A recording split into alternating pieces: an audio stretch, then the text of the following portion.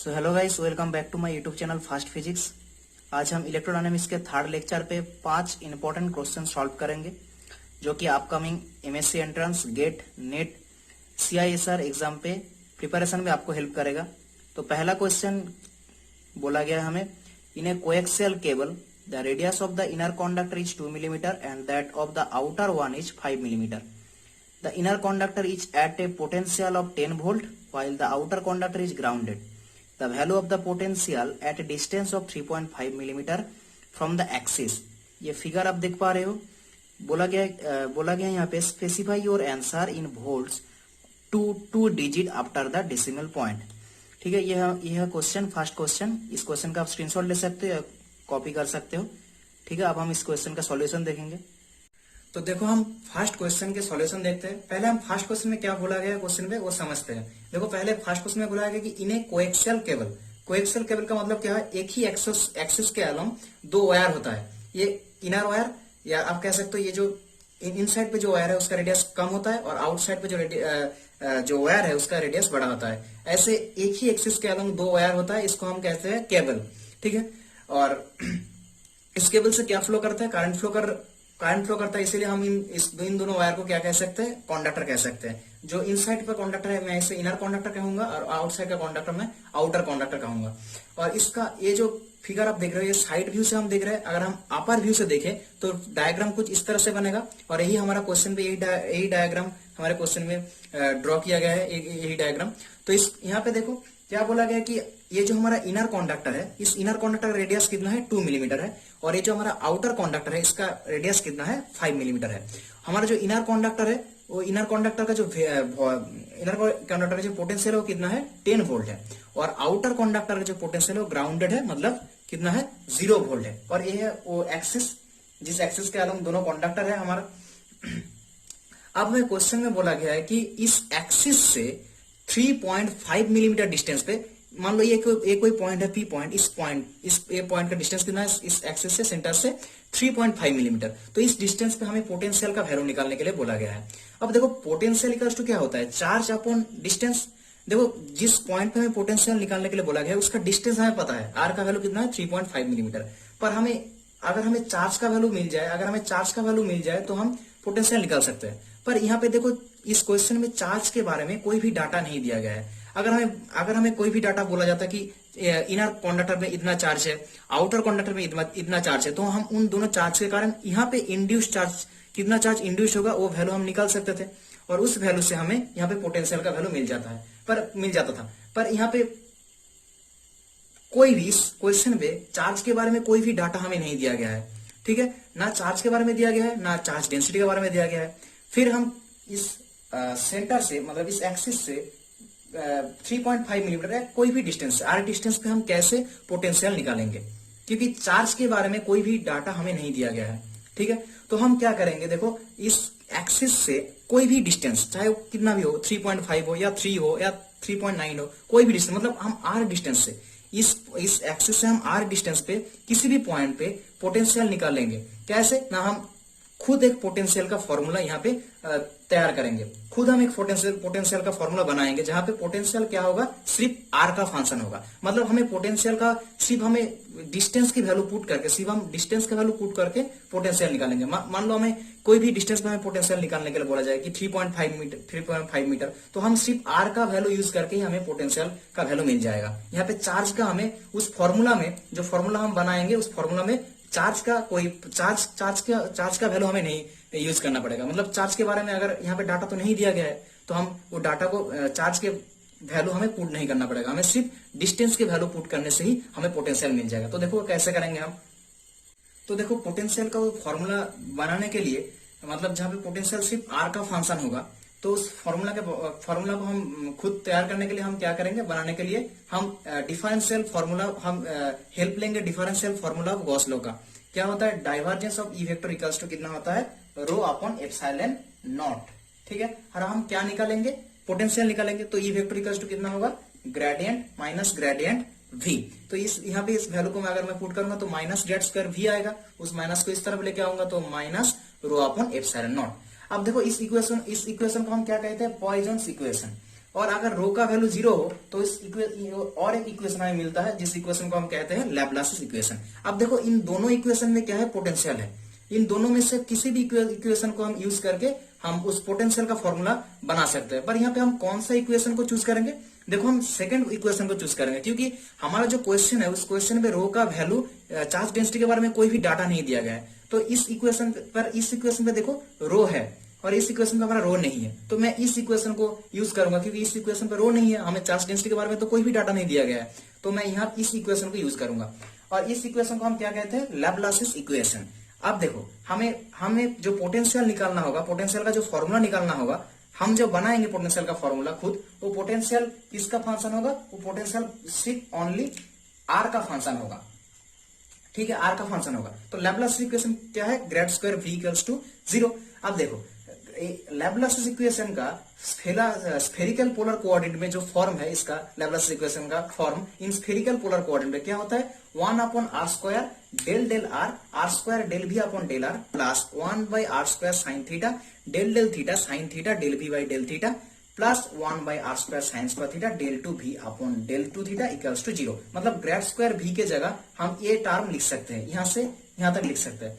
पर यहाँ पे देखो हमें क्या बोला गया है कि इस एक्सिस से एक डिस्टेंस r डिस्टेंस पे हमें पोटेंशियल निकालने के लिए बोला गया है। यहाँ पे कोई भी एंगल के बारे में नहीं बोला गया कि इस एक्सिस से इतना एंगल पे पोटेंशियल निकालो। तो हम यहाँ पे जो एंगल है थीटा, इस एंगल को मतलब जो थीटा टर्म है, इन दोनों टर्म को मैं यहाँ से नेग्लेक्ट कर सकता हूँ। तो हमारे पास जो टर्म रहेगा नेग्लेक्ट करने से वो क्या होगा, 1 अपॉन आर स्क्वायर, ये सिर्फ ए टर्म रहेगा, सिर्फ a term 1 upon are square del del r square del v upon del r equals to 0, ये टर्म रहेगा। ठीक है, तो यहाँ पे मैं अगर 1 बाई आर स्क्वायर टर्म को इस तरफ लेके जाऊं तो 1 बाई आर स्क्वायर ये टर्म क्या होगा, वैनिश हो जाएगा इस तरफ। तो हमें क्या मिलेगा, डेल डेल आर, तो हमें क्या मिलेगा, इस टर्म को वैनिश कर दूंगा मैं यहाँ पे लेके जाके इस तरफ, तो मिलेगा हमें del del r square del भी upon del r equals to 0। अब देखो फिर से देखो del del r square del भी अपॉन डेल आर को मैं ऐसे ही रख दिया मैंने यहाँ पे इक्वल्स टू 0। 0 का मैं लिख सकता हूँ क्या, 0 का मतलब क्या है, किसी भी कांस्टेंट का, मान लो C1 एक कांस्टेंट है, उस कांस्टेंट का अगर मैं डेरिवेटिव करूं r के रेस्पेक्ट में तो क्या होगा, 0 ही आएगा, क्योंकि C1 तो कांस्टेंट है। मैं अगर r के रेस्पेक्ट में डेरिवेटिव करता हूं तो क्या आएगा, 0 आएगा। मतलब मैं 0 की जगह इस टर्म को मैं लिख सकता हूं। क्यों लिखा मैंने यहाँ पे डेल डेल आर और यहाँ का डेल डेल आर, मतलब बोथ साइड का डेल डेल आर को मैं कैंसिल करना चाहता हूँ।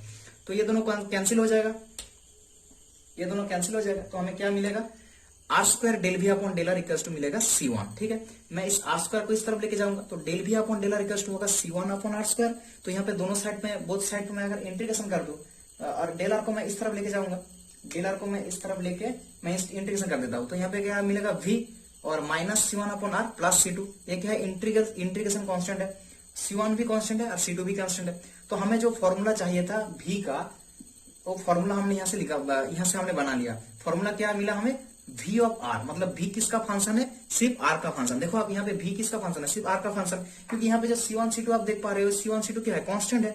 अगर हमें इन दोनों कांस्टेंट का वैल्यू मिल जाए तो हम किसी भी डिस्टेंस में, चाहे वो r का वैल्यू कितना भी हो, हम सिर्फ r का वैल्यू पुट करके पोटेंशियल निकाल सकते हैं। यहाँ पे चार्ज या चार्ज डेंसिटी की हमें कोई वैल्यू यूज नहीं करना पड़ेगा। यहाँ पे अगर वैल्यू नहीं भी दिया होगा, यहाँ पे तो वैल्यू नहीं दिया है हमें, तो उस वैल्यू को हमें पुट भी नहीं करना पड़ेगा। चार्ज और चार्ज डेंसिटी के बारे में कोई वैल्यू हमें पुट नहीं करना पड़ेगा, सिर्फ हमें किस वैल्यू को पुट करना पड़ेगा, डिस्टेंस का। जिस डिस्टेंस को हमें निकालने के लिए बोला जाएगा, उस डिस्टेंस का वैल्यू हम पुट करके पोटेंशियल निकाल सकते हैं। पर हमें कौन सा वैल्यू जानना जरूरी होगा, C1 और C2, इन दोनों वैल्यू को हमें मालूम करना पड़ेगा। हम C1 का वैल्यू कितना है, C2 का वैल्यू, फिर हम किसी भी डिस्टेंस पे पोटेंशियल निकाल सकते हैं। ठीक है, तो C1 का वैल्यू हम कैसे निकालेंगे ना, देखो इस पॉइंट पे, ये जो पॉइंट है, इस पॉइंट पे मैं अगर पोटेंशियल निकालू, ये जो पॉइंट है आउटर कंडक्टर का, इस पॉइंट पे मैं अगर पोटेंशियल निकालू इस फॉर्मूला से, तो इस पॉइंट पे पोटेंशियल कितना होगा, देखो इस आउटर कंडक्टर का पोटेंशियल कितना है, 0, तो होगा 0। इस फॉर्मूले से यूज करूंगा, potential equals to 0, equals to कितना हुआ, माइनस C1 अपॉन r का वैल्यू कितना है, यहां से इस पॉइंट का डिस्टेंस कितना है, इस एक्सिस से देखो 5 मिलीमीटर प्लस C2। तो एक इक्वेशन आ गया हमारे पास। मैं यहां से C1 का वैल्यू निकाल सकता हूँ, C1 इक्वल्स टू कितना होगा, 5C2। ठीक है, और मैं, ये हमारा फर्स्ट इक्वेशन है। अब देखो, अब मैं क्या करूंगा, इस पॉइंट पे पोटेंशियल निकालूंगा, मतलब इनर कंडक्टर के एक पॉइंट पे मैं पोटेंशियल निकालूंगा इस फॉर्मूले से। तो इस फॉर्मूले से पोटेंशियल क्या होगा, हमें पता है इस पॉइंट पे पोटेंशियल कितना है 10 वोल्ट है।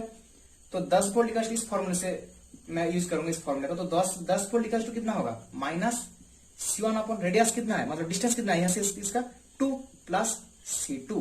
तो मैं यहाँ पे C1 के जगह पे लिख सकता हूँ 5C2, तो माइनस 5C2। तो यहाँ पे मैं 2 कॉमन लेके 2 मल्टीप्लाई करके मेरा कितना आएगा 20 इक्वल्स टू माइनस 3C2। तो C2 का वैल्यू कितना आएगा माइनस 20 अपॉन 3। ये हो गया मेरा C2 का वैल्यू।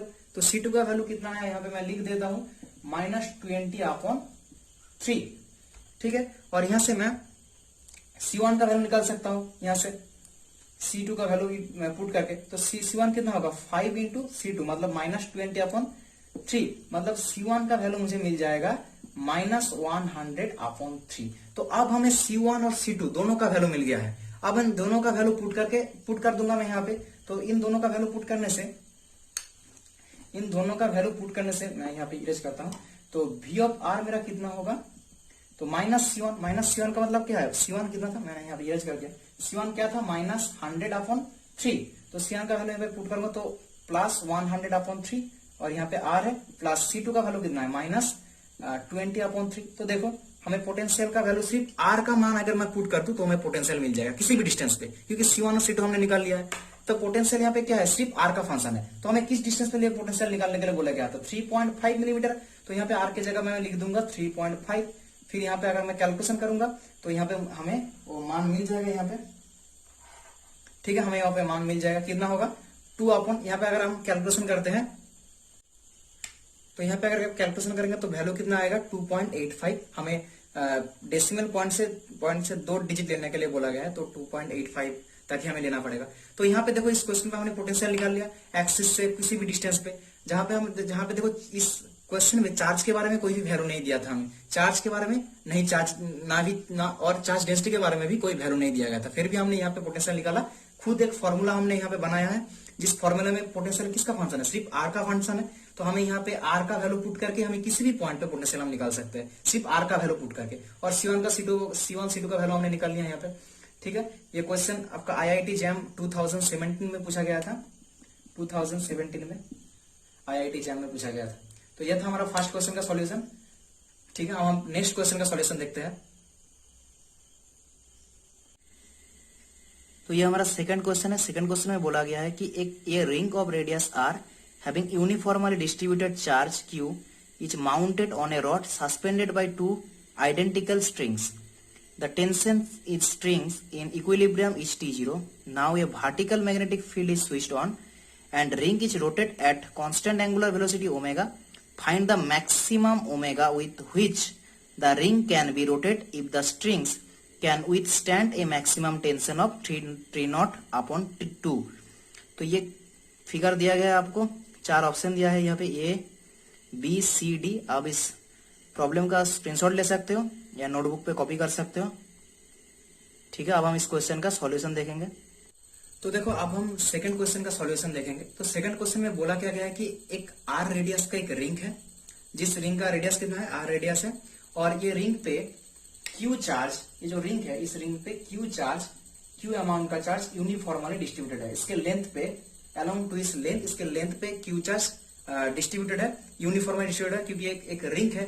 अगर सर्कुलर डिस्क होता तो इसके सर्कमफेरेंस में, मतलब इसके क्रॉस सेक्शन एरिया पे चार्ज डिस्ट्रीब्यूशन होता, पर यह एक रिंग है तो इसके लेंथ पे ही चार्ज डिस्ट्रीब्यूशन होगा, ठीक है। तो एक रिंग है और जो this ring is mounted by ये रॉड। अब ये रॉड देख पा रहे हो, इस रॉड से this ring is mounted by this rod, और ये जो रॉड है ये रॉड 2 स्ट्रिंग्स के साथ कनेक्टेड है। ये पहला वाला स्ट्रिंग, ये दूसरा स्ट्रिंग है, ठीक है। यहाँ तक हमारा जो सिस्टम है, ये सिस्टम कैसा है, यहाँ तक हमारा सिस्टम इक्विलिब्रियम पे है। क्वेश्चन में बोला गया है यहाँ तक हमारा सिस्टम क्या है, इक्विलिब्रियम है। तो जब इक्विलिब्रियम कंडीशन पे है, इसका मतलब क्या है, इस रिंग पे, मतलब इस सिस्टम पे जितने भी सारे फोर्स लग रहा है वो सारे फोर्स क्या है, इक्वल एंड ऑपोजिट है। तो पहले देखो इस रिंग पे जो फोर्स लग रहा है, या इस रिंग पे जो फोर्स लग रहा है वो क्या है, इसके मास m और एक्सलेशन g, मतलब एक डाउनवर्ड फोर्स लग रहा है इसके मास के कारण mg। तो एक डाउनवर्ड फोर्स है। अब इस फोर्स को बैलेंस कौन करेगा ना, ये दोनों स्ट्रिंग इस फोर्स को बैलेंस करेगा। अब क्योंकि ये सिस्टम हमारे इक्विलिब्रियम में है, तो ये जो स्ट्रिंग, ये जो पहला वाला स्ट्रिंग, इस पहले वाले स्ट्रिंग के कारण, ये पहला वाला स्ट्रिंग इसके ऊपर जो फोर्स लगाएगा या ये रिंग इसके ऊपर जो फोर्स लगाएगा वो अगर टी नॉट होता है तो ये स्ट्रिंग भी इसके ऊपर जो फोर्स लगाएगा या ये रिंग इसके ऊपर जो फोर्स लगाएगा वो टेंशन कितना होगा T2। दोनों ही सेम होगा, दोनों ही स्ट्रिंग का टेंशन कितना होगा, सेम होगा, क्योंकि हमारा जो सिस्टम है वो सिस्टम क्या है, इक्विलिब्रियम पे है। क्वेश्चन में बोला गया है कि दोनों स्ट्रिंग का इन इक्विलिब्रियम स्टेट दोनों स्ट्रिंग का टेंशन कितना है, मतलब फोर्स क्या है दोनों स्ट्रिंग का, T1 और T2। तो अपवर्ड डायरेक्शन पे जो टोटल फोर्स लग रहा है वो क्या कितना होगा, T1 plus T2 2T not. मतलब अपवर्ड डायरेक्शन के नेट फोर्स क्या है 2T नॉट और डाउनवर्ड डायरेक्शन का फोर्स कितना है mg। तो मैं लिख सकता हूं यहाँ पे, तो मैं यहाँ पे लिख सकता हूं क्या 2T not equals to mg। हमारे पास एक पहला इक्वेशन आ गया, ठीक है, 2T not equals to mg। मतलब सारे फोर्स क्या हो रहा है, बैलेंस हो रहा है, तभी हमारा सिस्टम क्या होगा, इक्विलिब्रियम में रहेगा, तभी हमारा सिस्टम, ठीक है। अब देखो अब क्या बोला गया कि जब हम मैग्नेटिक फील्ड का स्विच हम ऑन करते हैं, मैग्नेटिक फील्ड का डायरेक्शन कौन सी डायरेक्शन पे, वर्टिकल डायरेक्शन पे, तब ये जो आप देख रहे हो, तब ये जो ये है हमारा रिंग है, ये रिंग रोटेट करना चालू करेगा, कैसे, इस डायरेक्शन पे। अब ओमेगा को देख रहे हो, ओमेगा एंगुलर वेलोसिटी से ये रिंग रोटेट करना चालू करेगा, ऐसे रोटेट करेगा, ठीक है, ऐसे रोटेट करेगा, ठीक है, ये जो रिंग रोटेट करेगा। तो ये अगर रिंग रोटेट करता है ओमेगा एंगुलर वेलोसिटी से, तो इस रिंग पे जो रहने वाले जितने चार्जेस है वो चार्ज भी रोटेट करेगा इस डायरेक्शन पे, ऐसे रोटेट करेगा, चार्ज भी किस तरफ, इस तरफ रोटेट करेगा ओमेगा एंगुलर वेलोसिटी। तो अगर चार्ज मोशन पे आता है तो हमें क्या मिलेगा, वहां पे करंट मिलेगा, वो करंट का डायरेक्शन भी क्या होगा, इस तरफ डायरेक्शन होगा। और इस तरफ अगर करंट का डायरेक्शन होता है तो अगर मैं करंट के डायरेक्शन पे अगर मैं फिंगर्स को कर्ल करूं तो देखो यहाँ पे इस तरफ करंट हो रहा है, तो इस करंट के डायरेक्शन में अगर फिंगर्स को कर्ल करूं तो इस डायरेक्शन पे ये जो थंब के डायरेक्शन है वो क्या वो किसका डायरेक्शन देता है, मैग्नेटिक मूवमेंट का। मतलब मैग्नेटिक मूवमेंट का जो डायरेक्शन होगा वो इस तरफ होगा, इस तरफ मैग्नेटिक मूवमेंट। और मैग्नेटिक मूवमेंट क्या होता है ना, मैग्नेटिक मूवमेंट होता है करंट इनटू एरिया, ठीक है, करंट इनटू एरिया। और इस मैग्नेटिक मूवमेंट के कारण देखो ये सर्कुलर रिंग का सेंटर है, तो इस डायरेक्शन पे क्या है, मैग्नेटिक मूवमेंट है मेरा, और इस डायरेक्शन पे हमने क्या अप्लाई किया, magnetic field, uniform magnetic field. तो इस तरफ है क्या, मैग्नेटिक फील्ड, और इस तरफ है मैग्नेटिक मूवमेंट। तो अगर मैं इस तरफ से, तो यहाँ पे देखो मैग्नेटिक मूवमेंट इस तरफ है मैग्नेटिक मूवमेंट इस तरफ मेरे फिंगर्स की तरफ, और थंब के तरफ क्या है, मैग्नेटिक फील्ड। तो इस मैग्नेटिक मूवमेंट और मैग्नेटिक फील्ड के कारण क्या होगा, एक टॉर्क क्रिएट होगा, जिस टॉर्क का डायरेक्शन कितना होगा, इस तरफ, देखो इस तरफ, आउटवर्ड आपके डायरेक्शन पे आएगा, आपके तरफ आएगा, आपके तरफ, मतलब डायरेक्शन होगा क्या, इस डायरेक्शन होगा, मतलब आउटवर्ड डायरेक्शन होगा, आपके तरफ होगा, ऐसे, ठीक है। और टॉर्क क्या होता है, टॉर्क टाउ इक्वल्स टू होता है magnetic movement cross magnetic field, magnetic movement cross magnetic field, मतलब इस तरफ आउटवर्ड डायरेक्शन होगा इस टॉर्क का। तो देखो यहाँ पे जो टॉर्क लगेगा उस डायरेक्शन कितना होगा, इस डायरेक्शन पे होगा, आउटवर्ड डायरेक्शन पे। तो ये टॉर्क किसके ऊपर, तो ये जो टॉर्क यहाँ पे टॉर्क क्रिएट हुआ, ये टॉर्क किसके ऊपर फोर्स लगाएगा, इस टॉर्क के कारण इस टेंशन, ये जो स्ट्रिंग है इस स्ट्रिंग के ऊपर फोर्स ज्यादा लगेगा, मतलब ये टॉर्क इसके ऊपर फोर्स लगाएगा, इस पहले वाले स्ट्रिंग के ऊपर, ठीक है। तो इस स्ट्रिंग का ऊपर जो फोर्स लगेगा वो ज्यादा लगेगा इस स्ट्रिंग के कारण। तो मान लेते हैं इसका फोर्स अब हो गया T1, T नॉट से उसका फोर्स क्या हो गया, इस पहला वाला जो स्ट्रिंग है उस स्ट्रिंग का फोर्स हो गया T1, और इसका स्ट्रिंग ये सेकंड स्ट्रिंग का जो फोर्स है, जो टेंशन है वो T2 हो गया, क्योंकि इस पहले वाले स्ट्रिंग के ऊपर क्या लग रहा है, टॉर्क लग रहा है। तो इसके कारण इसका जो फोर्स, इसका जो टेंशन था T नॉट वो चेंज होकर कितना आ गया T1, और इसका जो टेंशन है ये क्या होगा T2। तो अब भी देखो, तो यहाँ पे जो फोर्स अब अपवर्ड डायरेक्शन पे जो नेट फोर्स होगा वो क्या होगा T1 प्लस T2, और ये दोनों फोर्स किसको बैलेंस करेगा, इस रिंग का जो रिंग के नीचे जो फोर्स डाउनवर्ड डायरेक्शन में जो फोर्स लग रहा है रिंग के mg, उस फोर्स को बैलेंस करेगा। तो ये हमारे पास एक दूसरा इक्वेशन आ गया, ठीक है। अब देखो ये जो टॉर्क, ये जो टॉर्क यहाँ पे टॉर्क क्रिएट हुआ, यहाँ पे जो टॉर्क इंड्यूस्ड हुआ, उस टॉर्क का वैल्यू अगर हम पहले निकालते हैं, इस टॉर्क का वैल्यू, तो टॉर्क का वैल्यू कैसे निकालेंगे, टॉर्क क्या होता है, magnetic movement cross magnetic field. तो एम बी यहाँ पे क्या होगा, एम बी क्रॉस मतलब एम बी साइन थीटा। अब थीटा क्या होगा, देखो एम इस डायरेक्शन पे, बी इस डायरेक्शन, मतलब यहाँ पे जो एंगल होगा वो थीटा इक्वल्स टू कितना होगा, 90 डिग्री होगा। तो साइन 90 डिग्री का मान क्या होता है, 1 होता है। तो टाउ इक्वल्स टू यहाँ पे होगा मेरा एम बी होगा एम बी। तो एम का मतलब क्या होता है, करंट इनटू एरिया। करंट हम कैसे निकालेंगे, तो करंट इक्वल्स टू क्या होता है, चार्ज अपॉन टाइम पीरियड, घूमने का इसका टाइम पीरियड। तो टाइम पीरियड, तो क्यू, तो आई इक्वल्स टू कितना होगा, क्यू बाई टी, और टी के जगह हम क्या लिख सकते हैं, 2 पाई बाई ओमेगा इंटू क्या होगा, एरिया। एरिया का मतलब होता है पाई आर स्क्वायर। तो ये हो गया हमारा m और b, तो ये हो गया हमारे पास टॉर्क। टॉर्क का वैल्यू क्या आ गया, q ओमेगा अपॉन 2 पाई, पाई आ स्क्वायर, यहाँ पे पाई पाई कैंसिल कर दो, तो q ओमेगा, तो मिलेगा मुझे tau q omega r square b upon 2, ये हो गया टॉर्क। जो टॉर्क यहाँ पे लग रहा है वो टॉर्क का वैल्यू हमने निकाल लिया। तो जो टॉर्क लग रहा है उस टॉर्क का वैल्यू क्या है, q omega r square b upon 2। अब देखो ये जो टॉर्क हमारे यहाँ पे लग रहा है, अगर ये टॉर्क देखो मैग्नेटिक फील्ड का वैल्यू क्या है, कांस्टेंट है, मतलब यूनिफॉर्म है, Q कांस्टेंट है हमारा, R कांस्टेंट है, 2 कांस्टेंट है, तो इस टॉर्क का वैल्यू किसके ऊपर डिपेंड करेगा, ओमेगा के ऊपर।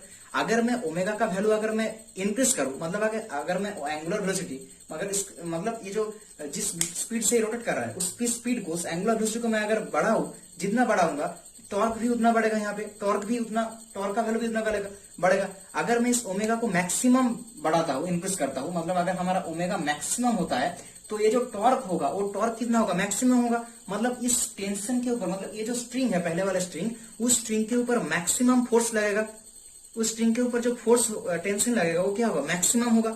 और हमें क्वेश्चन में क्या बोला गया है कि एक स्ट्रिंग पे मैक्सिमम फोर्स कितना लग सकता है, मैक्सिमम फोर्स लग सकता है, जो टेंशन हो सकता है एक स्ट्रिंग पे वो हो सकता है 3T0 अपॉन 2 के बराबर। तो हम जब यहाँ पे ओमेगा को मैक्सिमम कर रहे हैं तो यहाँ पे टॉर्क कितना होगा, हमारा मैक्सिमम होगा। मतलब इस टॉर्क के कारण, इस मैक्सिमम टॉर्क के कारण इस स्ट्रिंग पे जो टेंशन होगा वो टेंशन कितना होगा, मैक्सिमम होगा, 3T0/2। हमें क्वेश्चन में क्या बोला गया कि हमें इस क्वेश्चन में इस मैक्सिमम वैल्यू, इस एंगुलर वेलोसिटी को पूछा गया कि कितना वेलोसिटी से, कितना मैक्सिमम वेलोसिटी के कारण इस स्ट्रिंग पे, कोई भी एक स्ट्रिंग पे जो टेंशन लगेगा वो मैक्सिमम होगा, मतलब 3T0/2 होगा। कितना एंगुलर वेलोसिटी, मतलब हम एंगुलर वेलोसिटी कितना मैक्सिमम एंगुलर वेलोसिटी के कारण, कितना एंगुलर वेलोसिटी के मैक्सिमम एंगुलर वेलोसिटी के कारण किसी भी एक स्ट्रिंग पे टेंशन मैक्सिमम लगेगा। मैक्सिमम टेंशन मतलब 3T0/2। आप यहां से देख सकते हो टॉर्क किस डायरेक्शन पे लग रहा है, इस डायरेक्शन पे, तो इस स्ट्रिंग के ऊपर ही मैक्सिमम टेंशन लगेगा, क्योंकि हमने यहाँ पे ओमेगा को क्या कर दिया, मैक्सिमम कर दिया है। हमने यहाँ पे ओमेगा को मैक्सिमम कर दिया है, तो हमें इस ओमेगा मैक्सिमम का वैल्यू ही चाहिए, यहाँ पे ओमेगा मैक्सिमम का वैल्यू ही। ठीक है, तो यहाँ पे देखो इस इक्वेशन पे आप आ जाओ, तो दोनों, इस तरफ जो फोर्स लग रहा था, इस तरफ का फोर्स क्या था, T1, और इस तरफ का फोर्स क्या था, T2। अब देखो T1 पे ज्यादा फोर्स लग रहा है, मैक्सिमम फोर्स लग रहा है। मैक्सिमम फोर्स मतलब क्या है, 3T0/2। मैं मान लेता हूँ T1 पे मैक्सिमम फोर्स लग रहा है, क्योंकि आप खुद ही देख लो कि इस तरफ टॉर्क क्रिएट कर रहा है और वो जो टॉर्क है वो मैक्सिमम है, क्योंकि हमने ओमेगा को मैक्सिमम कर दिया। तो जो टॉर्क लगेगा मैक्सिमम लगेगा, इस टॉर्क के कारण इस स्ट्रिंग पे जो टेंशन होगा वो मैक्सिमम टेंशन होगा। और हमें पूछा गया है कि कितना मैक्सिमम वेलोसिटी, एंगुलर वेलोसिटी का वैल्यू, कितना मैक्सिमम एंगुलर वेलोसिटी के कारण यहाँ पे टेंशन, इस स्ट्रिंग पे टेंशन मैक्सिमम होगा, मतलब हमें ओमेगा मैक्स का वैल्यू चाहिए। तो यहाँ पे मैं T1 का वैल्यू कितना लिख सकता हूँ, 3T0/2, क्योंकि ये स्ट्रिंग पे जो टेंशन लग रहा है मैक्सिमम होगा, और मैक्सिमम टेंशन का वैल्यू हमें दिया गया है 3T0/T। और T2 का वैल्यू कितना है ना, हमें T2 का वैल्यू निकालना होगा, 3T0/T upon T2 plus T2। अब mg का वैल्यू हमें पता है, देखो पहले इक्वेशन में mg का क्या था, 2T0, तो यहां से मैं T2 का वैल्यू निकाल सकता हूँ T0 अपॉन 2। तो हमें T1 का वैल्यू मिल गया, T1 इक्वल्स टू 3T0/2, और T2 का वैल्यू भी हमें मिल गया T0 अपॉन 2।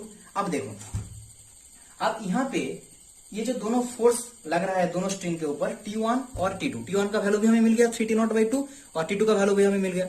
ये दोनों स्ट्रिंग जैसे दोनों फोर्स को, ये दोनों स्ट्रिंग जो है ये जैसे फोर्स को बैलेंस कर रहा है, ऐसे ये क्या करेगा, टॉर्क को भी बैलेंस करेगा, टॉर्क को भी यहाँ पे बैलेंस करेगा। तो टॉर्क कितना लग रहा है, यहाँ पे टॉर्क इक्वल्स टू हो रहा है Q omega max R square beta, यहाँ पे ओमेगा क्या होगा, omega max R square beta upon 2। तो इस टॉर्क को भी यहाँ पे, इन दोनों स्ट्रिंग को इस टॉर्क को भी क्या करना पड़ेगा, टॉर्क को भी बैलेंस करना पड़ेगा। जैसे इन दोनों ने फोर्स को बैलेंस किया, यहाँ पे इस रिंग के ऊपर फोर्स को बैलेंस किया, उन दोनों स्ट्रिंग को इस टॉर्क को ही बैलेंस करना पड़ेगा।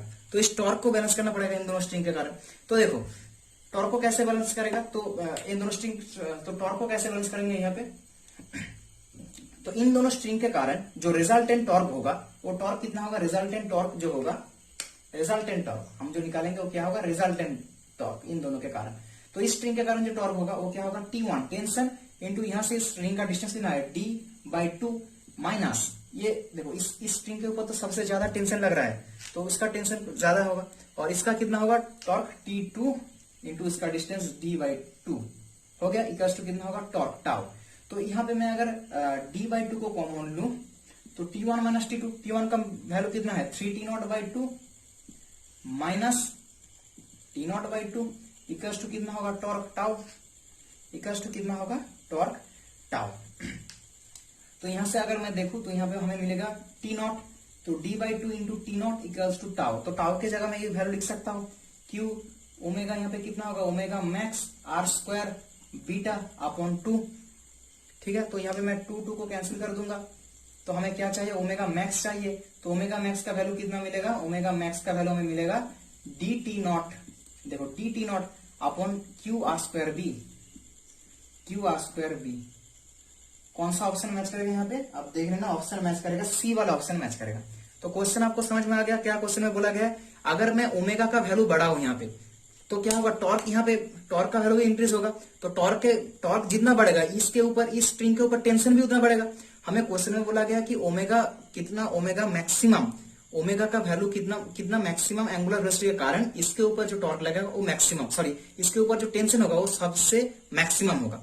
तो अगर यहाँ पे ओमेगा को मैं मैक्सिमम कर दूं तो यहाँ पे जो टेंशन लगेगा उसको मैक्सिमम टेंशन होगा 3T0/2। तो इस मैक्सिमम ओमेगा का वैल्यू यहाँ पे पूछा गया था, तो हमने मैक्सिमम ओमेगा वैल्यू निकाल लिया। कैसे, यहाँ पे टॉर्क निकाल लिया।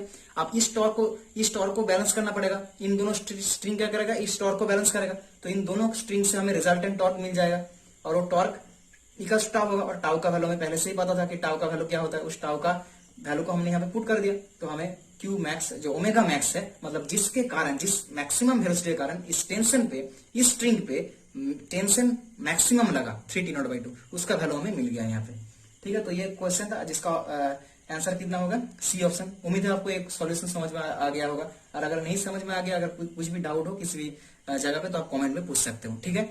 तो अब हम आगे बढ़ते हैं थर्ड क्वेश्चन की तरफ, उसका सॉल्यूशन हम देखेंगे अब। तो ये हमारा थर्ड क्वेश्चन है। थर्ड क्वेश्चन में क्या बोला गया कि a rod of mass m and radius r rests on two parallel rails that are a distance capital L apart and have length small l. The rod carries a current I in the direction as shown in figure and rolls along the rails without slipping. A uniform magnetic field B is directed perpendicular to the rod and the rails. If it start from rest, then the speed of the rod as it leaves the rails is, अब हमें option दिया गया है A B C D। अब इस figure को देख पा रहे हो, अब इस क्वेश्चन का स्क्रीनशॉट ले सकते हो या नोटबुक पे कॉपी कर सकते हो, ठीक है। अब हम इस क्वेश्चन का सॉल्यूशन देखेंगे।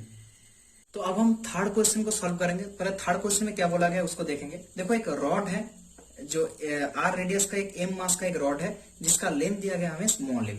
अब क्या बोला गया कि जो रॉड है वो रॉड टू रेल्स, दोनों रेल्स के ऊपर रखा गया है। ये देखो, ये मान लो दो रेल्स है हमारे पास, कैपिटल एल लेंथ का, ये जो रेल्स आप देख पा रहे हो ऐसा दो रेल्स है, और ये है हमारे पास, ये जो देख पा रहे हो जो मैंने यहाँ पे रखा वो हमारा क्या है, ये रॉड है, ये हमारे पास रॉड है।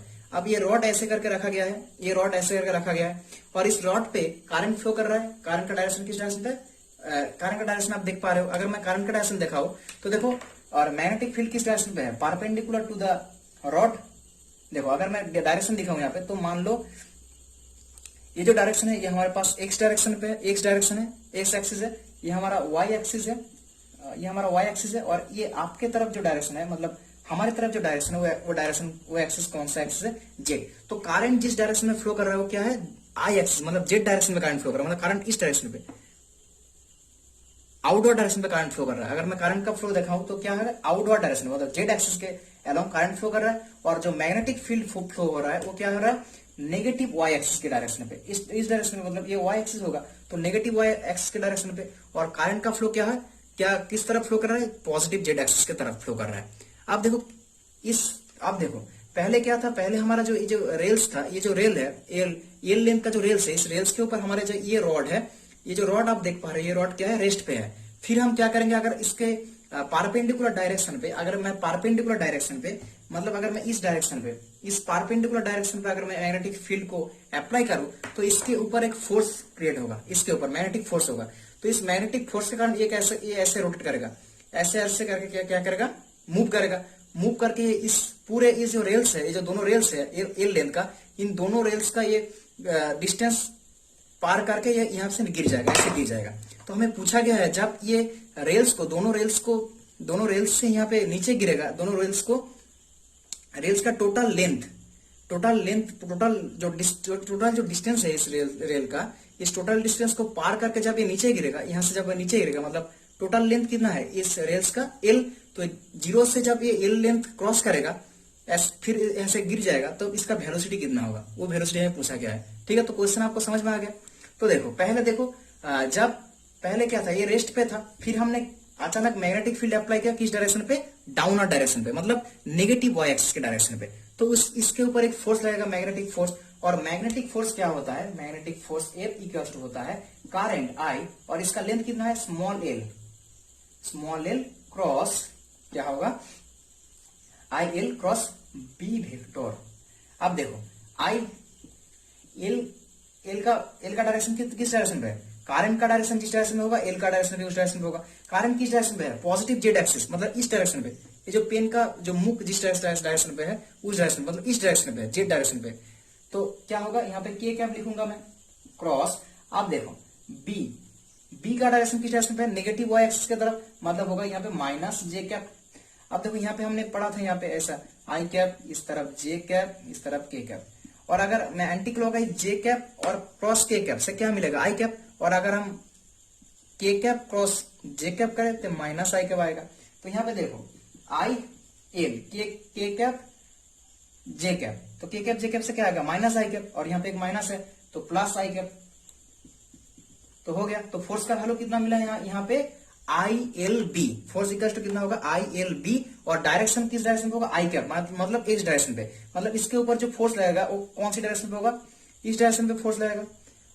तो इस डायरेक्शन के फोर्स के कारण ये जो हमारा रॉड है, ये रॉड ऐसे ऐसे मूव करेगा, ऐसे ऐसे मूव करते करते टोटल ये जो लेंथ है, ये जो रेल्स का लेंथ है एल, इस लेंथ को क्रॉस करेगा, ऐसे ऐसे करके यहाँ पे पहुंच गया, फिर यहाँ से गिर जाएगा। तो टोटल इस लेंथ को, रेल्स का टोटल लेंथ को ये लेंथ कवर करेगा, ऐसे ऐसे मूव करके टोटल इस एल लेंथ को कवर करके ये जो रॉड है ये नीचे गिर जाएगा। तो हमें जब ये नीचे गिरेगा तब इसके वेलोसिटी कितना था, यहाँ पे वेलोसिटी कितना था, उस वेलोसिटी को हमें पूछा गया है। ठीक है, तो कैसे हम निकालेंगे, तो देखो फोर्स किस डायरेक्शन में लग रहा है, एक्स डायरेक्शन पे लग रहा है। हमने यहाँ पे कैलकुलेशन करके निकाला फोर्स किस डायरेक्शन में है, एक्स डायरेक्शन पे। आप ऐसे भी निकाल सकते हो, फिंगर्स लॉ से भी आप निकाल सकते हो। देखो जो मैग्नेटिक फील्ड का डायरेक्शन है, हमारा मैग्नेटिक फील्ड डायरेक्शन का कौन से डायरेक्शन पे, ये जो मेरा थंब है नेगेटिव वाई एक्सिस के डायरेक्शन पे, और ये जो हमारा ये जो फिंगर है किसका डायरेक्शन दिखा रहा है, करंट का, जेड एक्सिस के अलोंग। ये क्या है, माइनस वाई एक्सिस, ये जेड एक्सिस। तो ये क्या है, एक्स एक्सिस। तो एक्स एक्सिस के अलोंग क्या लगेगा, फोर्स लगेगा यहाँ पे। तो इसके ऊपर जो फोर्स लगेगा वो एक्स एक्सिस की तरफ। हमने देखो कैलकुलेशन से भी हमने दिखाया, आप यहाँ से फिंगर्स लॉ से भी दिखा सकते हो। तो डायरेक्शन किस डायरेक्शन में होगा, एक्स डायरेक्शन पे। तो हमने यहाँ पे फोर्स निकाला। हमें क्या चाहिए, वेलोसिटी। किस वेलोसिटी से ये इस लेंथ को क्रॉस करके नीचे गिर जाएगा। ठीक है, तो हम इसके लिए हम क्या करेंगे ना, हम कंजर्वेशन ऑफ एनर्जी लॉ को यूज करेंगे। कंजर्वेशन ऑफ एनर्जी लॉ क्या बोलता है, conservation of energy law, total work done मतलब net work done equals to क्या होता है, चेंज इन काइनेटिक एनर्जी। मतलब टोटल वर्क डन कितना होगा, देखो पहले वर्क डन इनिशियल तो ये तो रेस्ट पे था, तो इसका कोई वर्क डन ही नहीं होगा, जीरो होगा। और नेक्स्ट इसका वर्क डन किस लिए होगा, पहले वर्क डन क्या था, इनिशियल कंडीशन पे इसका वर्क डन जीरो था, और लास्ट इसका वर्क डन कैसे होगा, मैग्नेटिक फोर्स के कारण इसमें वर्क डन होगा, मतलब ये मूव करेगा मैग्नेटिक फोर्स के कारण। तो इसका जो नेट वर्क डन होगा वो किसके लिए होगा, मैग्नेटिक फोर्स के लिए होगा। और चेंज इन काइनेटिक एनर्जी का मतलब क्या है, final kinetic energy minus initial kinetic energy. Initially ये क्या था, रेस्ट पे था, तो इनिशियल काइनेटिक एनर्जी क्या होगा, जीरो होगा। और फाइनल काइनेटिक एनर्जी के मैं दो तरह से ब्रेक कर सकता हूँ। फाइनल काइनेटिक एनर्जी क्या क्या हो सकता है, देखो एक तो ये अपने एक्सिस के अलोंग, खुद की एक्सिस के अलोंग रोटेट करेगा, और डिस्प्लेस मतलब इसके ऊपर एक रोटेशनल काइनेटिक एनर्जी होगा, रोटेशनल मोशन होगा, और एक ट्रांसलेशनल मोशन होगा। तो एक तो ट्रांसलेशनल काइनेटिक एनर्जी जो होगा हाफ एम वी स्क्वायर, और एक रोटेशनल काइनेटिक एनर्जी जो होगा हाफ आई ओमेगा स्क्वायर। समझ में आ गया, ये जो आई क्या है, मोमेंट ऑफ इनर्शिया। तो यहाँ पे half M V square plus half I के जगह लिख सकता हूं मैं M R square upon 2, omega के जगह मैं लिख सकता हूँ V square upon are square, और एंगुलर वेलोसिटी की जगह मैं वेलोसिटी लिख सकता, लीनियर वेलोसिटी के रिलेशन है ये, तो V square upon are square. तो यहाँ पे आर स्क्वायर काट दो, तो यहाँ पे क्या मिलेगा हमें 3/4 M V square omega M, मतलब मैग्नेटिक फोर्स के कारण वर्क डन। ठीक है, तो मैग्नेटिक फोर्स के कारण यहाँ पे वर्क डन कितना होगा, देखो वर्क डन इक्वल्स टू क्या होता है, फोर्स इंटू डिस्प्लेसमेंट, फोर्स क्या है, ये फोर्स इंटू डिस्प्लेसमेंट, डिस्प्लेसमेंट कितना होगा, इस ये जो रॉड है, इस रॉड का डिस्प्लेसमेंट कितना होगा, यहां से पूरा यहां तक टोटल, मतलब यहां से यहां तक इसका डिस्प्लेसमेंट होगा, यहां से यहां तक मतलब लेंथ कितना है एल, तो F vector dot L vector. अब देखो दोनों का डायरेक्शन, अब एफ डॉट एल मतलब क्या है, एफ एल कॉस थीटा। अब एफ जिस डायरेक्शन पे है, जिस तरफ एफ है उस तरफ लेंथ भी उस तरफ है, मतलब डिस्प्लेसमेंट भी उस तरफ होगा। तो कॉस थीटा, थीटा का वैल्यू कितना होगा, जीरो होगा, तो कॉस थीटा 1, तो एफ एल, एफ का वैल्यू कितना है यहाँ पे I small L B into, ये था F into A, force into length, हो गया वर्क डन। तो यहां से हमें v का वैल्यू भी मिल जाएगा, यहां से हम v का वैल्यू भी निकाल सकते हैं यहाँ पे, तो यहां से हमें v का वैल्यू भी मिल जाएगा। हमने क्या किया, फोर्स इंटू डिस्प्लेसमेंट, वही तो होता है वर्क डन। वर्क डन क्या होता है, फोर्स इंटू डिस्प्लेसमेंट, तो फोर्स का वैल्यू आ गया आई एल बी, और डिस्प्लेसमेंट कितना है, यहां से यहां तक एल लेंथ तक डिस्प्लेसमेंट, डिस्प्लेस हुआ, इस ये रॉड डिस्प्लेस करेगा, मतलब यहां से मूव करेगा कहां तक, यहां तक मूव करेगा, फिर ये गिर जाएगा, मतलब टोटल एन लेंथ को कवर करेगा।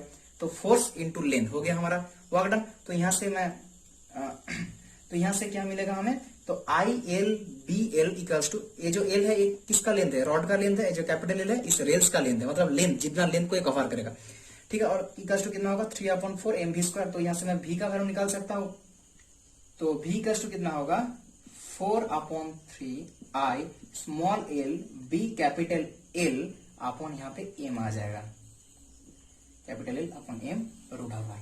तो ये कौन सा ऑप्शन को मैच करेगा, सी ऑप्शन को। क्वेश्चन बहुत इजी था, ये क्वेश्चन समझ में आ गया होगा आपको, ठीक है।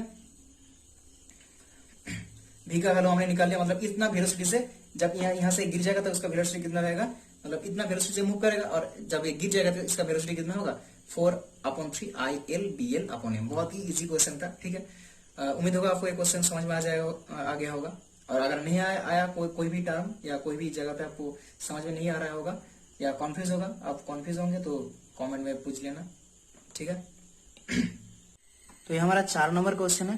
क्वेश्चन में क्या बोला है कि for a point dipole P vector equals to p0 z cap located at the origin which one of the following is are correct. 4 option में से कौन सा ऑप्शन करेक्ट होगा या कौन सा ऑप्शन रॉन्ग होगा। तो पहला वाला ऑप्शन में बोला गया कि the electric field at 0b0 is 0। B option में बोला गया कि the work done in moving a charge from 0b0 to 00b is qp upon 4πε0 b²।